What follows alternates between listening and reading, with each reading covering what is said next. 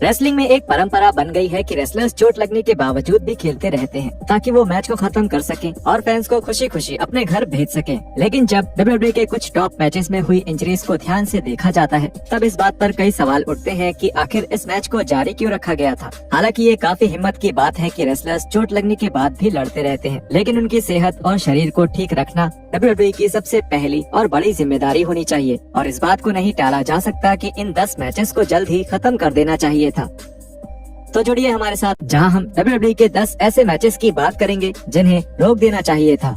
Kurt Angle versus Shane McMahon. Shane McMahon और Kurt Angle का सामना अब तक के सबसे खतरनाक स्ट्रीट फाइट मैचेस में से एक में 2001 के king of the ring event में हुआ। इस मैच में एंगल मैकमैन को ग्लास के एक पैनल के आर पार सुप्लेक्स देने वाले थे और ये ग्लास असली न होकर शुगर ग्लास होने वाला था, लेकिन किसी से बहुत बड़ी गलती हो गई और उन्होंने शुगर ग्लास की जगह उन पैनल्स में प्लेक्सी ग्लास लगा दिया।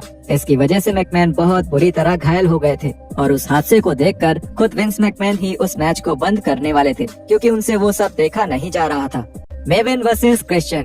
पैर टूटना किसी प्रो रेसलर को लगने वाली सबसे खराब चोट होती है और जब 2002 में स्मैकडाउन पर मेवेन की टांग क्रिश्चियन के खिलाफ एक मैच में टूट गई थी तब WWE ने मैच को जारी रखने का फैसला किया। अपनी YouTube सीरीज पर मेवेन ने उस मैच और चोट के बारे में बात करी और उन्होंने कुछ ऐसा कहा, उसे देखकर मुझे बहुत अजीब लगता है। उस मूव को बेसबॉल स्लाइड कहते हैं। अब मैंने अपनी जिंदगी के लगभग 17 सालों तक बेसबॉल खेला है, तो इसलिए ये बात कि मैंने एक बेसबॉल स्लाइड के दौरान अपनी टांग तोड़ ली, ये तो भगवान का एक मजाक ही लगता है। जब आप अपने एंकल पर चोट लगा लेते हैं तब आप जो भी करेंगे वो सब आपको दर्द देगा और मुझे अभी भी वो महसूस होता है। मेरी एंकल अभी भी सूजी हुई है। आप एक साथ बहुत सारे टेंडन्स और लिगामेंट्स फाड़ देते हैं। डॉक्टर ने कहा कि मेरी दोनों हड्डी टूट गई थी। ये लगभग 6 से 10 हफ्तों में ठीक होगा, लेकिन दिक्कत ये नहीं थी। एंकल के लिगामेंट्स और टेंडन्स को आपने कितना नुकसान पहुंचाया है उस पर डिपेंड करता है कि आपको कितनी चोट लगी है और आप कितने समय तक के लिए बाहर रहने वाले हैं। इसके बाद मेवेन ने इस मैच में क्रिश्चियन की बहुत तारीफ करी क्योंकि वो बार बार पूछते रहे कि मेवेन ठीक है या नहीं। वो यहाँ पर मेरे गर्दन पर जोर नहीं डाल रहे थे, लेकिन वो बस मुझसे पूछ रहे थे तुम्हें कितनी चोट लगी है, क्या तुम आगे लड़ सकते हो, क्या हमें मैच खत्म कर देना चाहिए। लेकिन मैं उन्हें कहता हूँ कि मैं ये कर सकता हूँ, ये जानते हुए कि विंस पर्दे के पीछे बैठे होंगे। ऐसा हो ही नहीं सकता कि मैं ये मैच खत्म ना करूँ। The Undertaker versus Goldberg. 2019 के सुपर शोडाउन में अंडरटेकर और गोल्डबर्ग के मैच को लेकर सभी चिंता में थे कि ये मैच ज्यादा खास नहीं होने वाला। दोनों रेसलर्स लेजेंड्स होने के बावजूद भी अपने सबसे अच्छे दौर को काफी पीछे छोड़ चुके थे और अगर इस मैच को अच्छा बनाना था तो इसको छोटा और मजेदार बनाने की जरूरत थी। बदकिस्मती से गोल्डबर्ग ने मैच के दौरान खुद को ही चोट पहुंचा लिया और ये मैच बिल्कुल खराब हो गया था।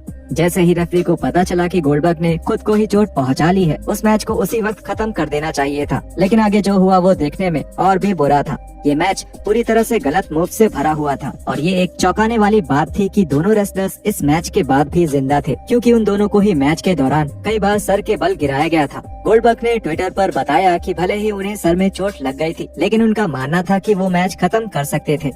मैंने खुद को सर में चोट लगा लिया था और मुझे लगता था मैं फिर भी लड़ सकता हूँ। मुझे मेरे फैन से प्यार है। आज मैंने उन्हें निराश किया। बाकी जिसको भी इससे खुशी मिली होगी, मैं उम्मीद करता हूँ कि आप खुश होंगे। जब भी इस मैच की बात आती है तो दोनों ही रेसलर्स इस फैसले की गलती मानते हैं और अच्छी बात यह है कि WWE ने अपना सबक सीख लिया है क्योंकि उस मैच के बाद से WWE इन दोनों रेसलर्स का केवल उन रेसलर्स के साथ ही मैच रखते हैं जो एक बेहतर मैच करने में इनकी मदद कर सके और इससे भी ज्यादा इनको सुरक्षित भी रख सके। TLC 4। पिछले 10 सालों में कंकशन पर हुई कुछ नई रिसर्च की वजह से WWE अब इसको गंभीरता से लेने लगा है और अगर किसी रेसलर को खतरनाक ढंग से कंकशन हो जाता है तब उन्हें रिंग से कुछ समय तक बाहर ही रखा जाता है। 2002 में TLC 4 के दौरान बाबा रे डडली को एक गंभीर कंकशन हुआ था जब क्रिस जेरिको ने उन्हें एक लैडर के ऊपर से बुलडॉग मार दिया था। वो चोट इतनी गंभीर थी कि बाबा को ये भी समझ नहीं आ रहा था कि वो कहाँ है और जेरिको को उन्हें मैच के हर स्टेप पर आगे क्या करना है वो बताना पड़ रहा था। अगर ऐसा कुछ आज के WWE में हुआ होता तो बाबा को तुरंत ही मैच से बाहर कर दिया जाता।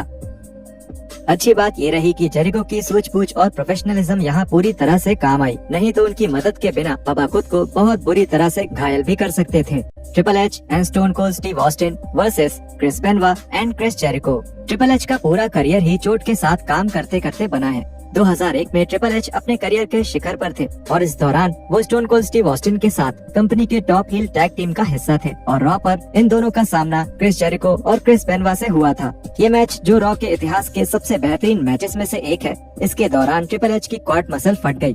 बिना किसी शक के उसी वक्त इस मैच को बंद कर देना चाहिए था, या कम से कम ट्रिपल एच को मेडिकल जांच के लिए बाहर ले जाना चाहिए था।